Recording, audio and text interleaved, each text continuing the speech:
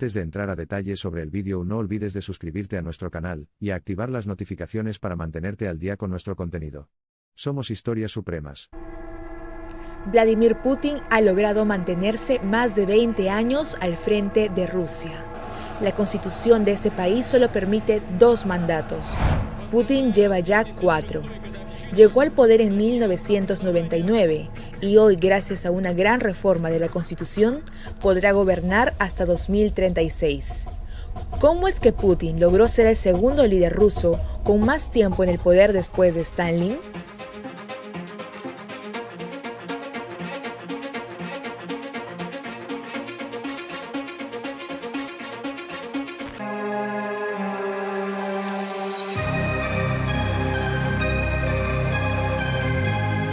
Es el hombre del momento. A él, para bien o para mal, apuntan hoy las miradas del mundo entero. Vladimir Vladimirovich Putin, presidente de la Federación Rusa. Una personalidad plagada de matices, de luces y de sombras. Impenetrable para sus enemigos e indescifrable para sus amigos. Veremos cómo el niño que creció rodeado de pobreza y carencias en Leningrado llegó a convertirse en el hombre más poderoso del planeta.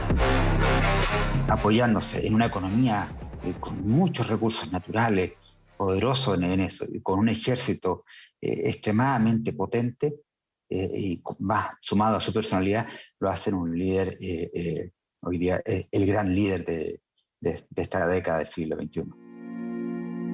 El 7 de octubre de 1952, el último año en el que Joseph Stalin gobernó con brazo de hierro la Unión Soviética, nació en los suburbios de Leningrado Vladimir Putin, hijo único de un capataz de una fábrica metalúrgica, veterano y lisiado en la Segunda Guerra Mundial, y de una dueña de casa que desempeñó variadas labores menores para aportar al mantenimiento del hogar.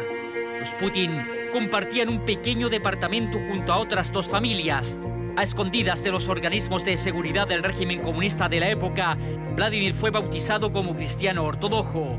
En la escuela fue un alumno promedio con habilidades para el deporte y la historia. Guiado por algunos profesores que notaron sus capacidades subyacentes durante la secundaria, logró entrar a la escuela de Derecho y se tituló como abogado. Luego de ello ingresó a la KGB cumpliendo un sueño romántico que tuvo desde niño, convertirse en espía.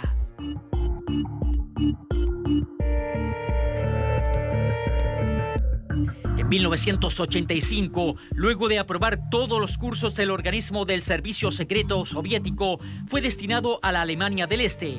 Su misión era reclutar espías. En 1991, tras el desmembramiento de la Unión Soviética, volvió a Rusia y se jubiló del servicio secreto con el grado de coronel. El año 1994 se convirtió en el jefe de gabinete y el jefe de seguridad del alcalde de Leningrado, ahora San Petersburgo. Desde allí ejerció un rol clave en atraer a esa ciudad inversión extranjera y ayudar así a sacarla de la depresión económica postcomunismo.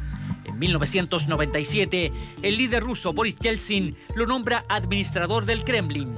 2 años después, asume como jefe del Consejo de Seguridad y su manejo durante la segunda y triunfal invasión a Chechenia le dan notoriedad pública.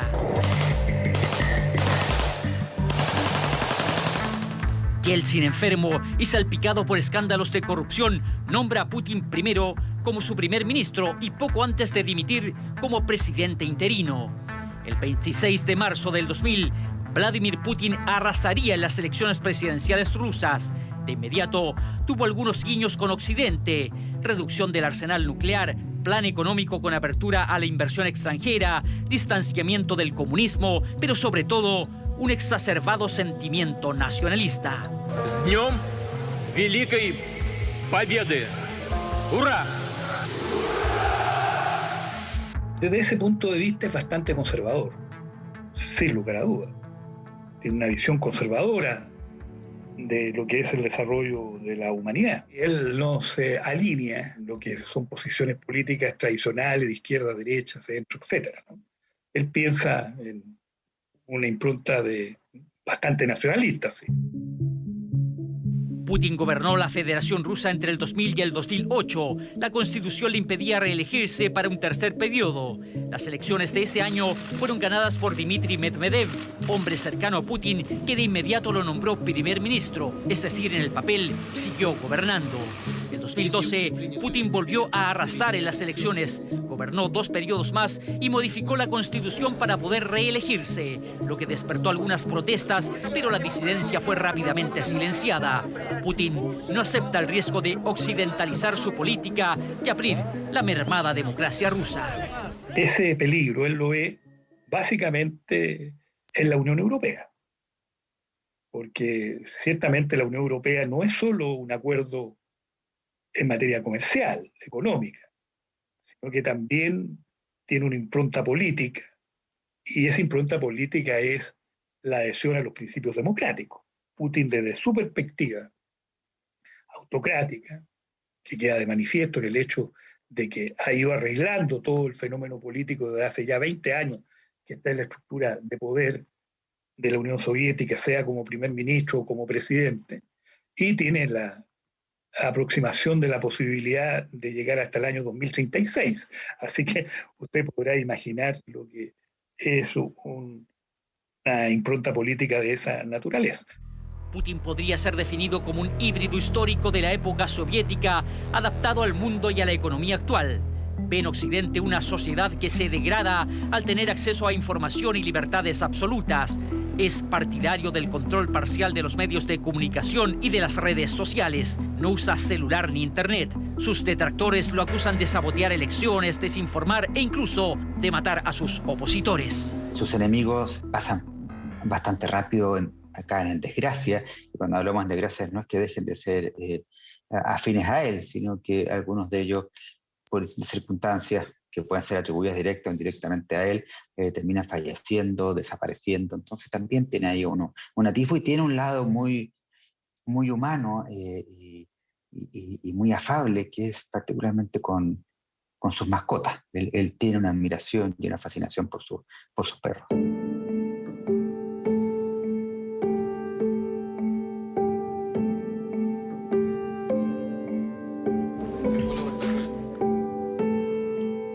Putin es un hombre de paradojas, ha criticado duramente al comunismo y al socialismo soviético, pero países de esa esfera hoy aparecen como sus principales aliados políticos. Es conservador en extremo, sobre todo en temas que tienen que ver con las minorías sexuales y con los derechos homoparentales. Hay una ley que prohíbe la propaganda de la homosexualidad dirigida a menores. El razonamiento de la ley es que los niños puedan crecer sin que se les influencie. Cuando él o ella crezca, pueden tomar su decisión de cómo van a organizar sus vidas, incluyendo sus vidas sexuales. Creo que es mi deber mantener los valores tradicionales y los valores familiares. ¿Por qué?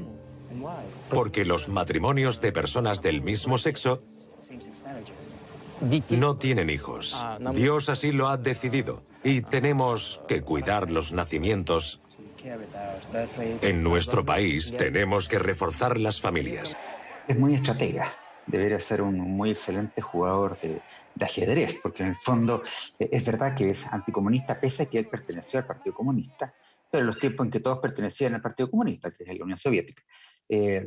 Pero sabe que sus aliados hoy día tienen que ser aquellos que son enemigos de Estados Unidos. Entonces, el enemigo de mi enemigo es mi amigo. Y en ese caso, China le sirve Venezuela, le sirve Nicaragua, le sirve Irán. Pero a su vez también le sirve Brasil, por ejemplo, que es de extrema derecha. Entonces, él va jugando.